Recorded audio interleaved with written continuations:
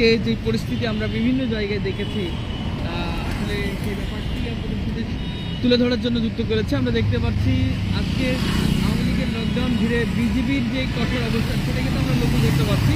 দেখতে পাচ্ছেন যে বিজিবির সাধারণ থেকে শুরু করে তারা কিন্তু বিভিন্ন মোড়ে মোড়ে অবস্থান নিয়েছে এবং সেটারই ধারাবাহিকতায় এখন আমরা দেখতে পাচ্ছি যে রাজধানী বাংলা মোটর তারা অবস্থান নিয়েছে এবং এখানেই কিন্তু তারা কোনো ধরনের কোনো অপ্রীতিকর ঘটনা না ঘটে সেই কারণে তারা কঠোর নিরাপত্তা অবস্থা রয়েছে। এবং আমি সামনে দেখতে পাচ্ছি পুলিশের ব্যারিকেড এবং পুলিশের ব্যারিকেড ঠিক এই পাশেই কিন্তু লক্ষ্য করতে পারছি তাদের সাজোয়া যান নিয়ে তারা এখানে অবস্থান করছে এবং যে কোনো ধরনের অপ্রীতিকর ঘটনা তারা মোকাবেলা করার জন্য প্রস্তুত থাকবে এমনটাই কিন্তু আমাদেরকে জানিয়েছে। এবং আজকে জানেন যে আওয়ামী লীগের যেই লকডাউন সেই লকডাউন দিয়েই কিন্তু একটা জল্পনা কল্পনা বলতে মানুষের মনে কাজ করছে, আত্মা পেরিয়েছে। তবে এখনো পর্যন্ত তেমন কোনো যানবাহনের চাপ কিন্তু আমরা লক্ষ্য করতে পারছি। স্বাভাবিক নিয়মের থেকে কিন্তু একটু কম চলছে এমনটাই কিন্তু ধারণা করেছে। এবং আপনারা যদি লক্ষ্য করেন বুঝতে পারবেন যে বিজিবির এই কঠোর নিরাপত্তা ব্যবস্থা একটি কারণ যাতে পরিস্থিতি নিয়ন্ত্রণে থাকে। কোনো রকম বাংলাদেশে আওয়ামী লীগের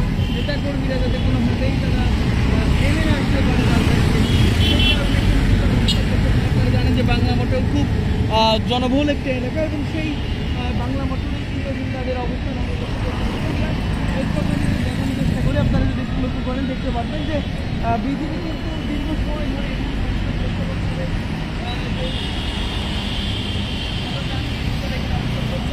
আপনারা দেখতে পাচ্ছেন যে বিজিবি কঠোর অবস্থান, সেই কঠোর অবস্থান থেকে কিন্তু তারা তাদের ভূমিকা রাখতে প্রস্তুত রয়েছে। এবং আমরা দেখেছি যে ইতিপূর্বেও কিন্তু বেশ বিভিন্ন তাদের যেই আন্দোলন সেই আন্দোলন